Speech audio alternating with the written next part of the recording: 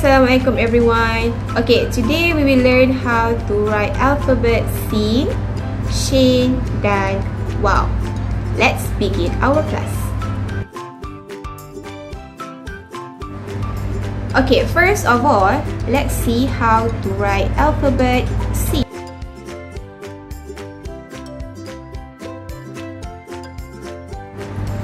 Okay, next is alphabet Waw.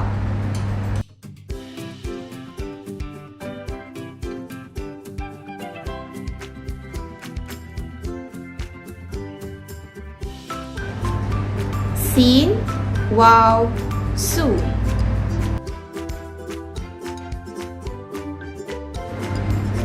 Okay, now let's see how to write alphabet Shin.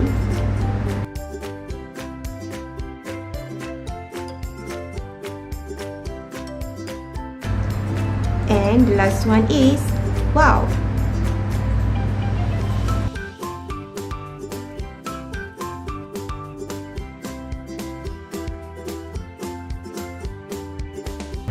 Shin, Waw, Shu.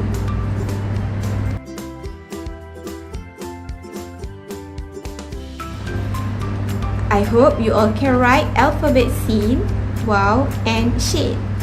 Don't forget to do your homework and see you next class. Assalamualaikum.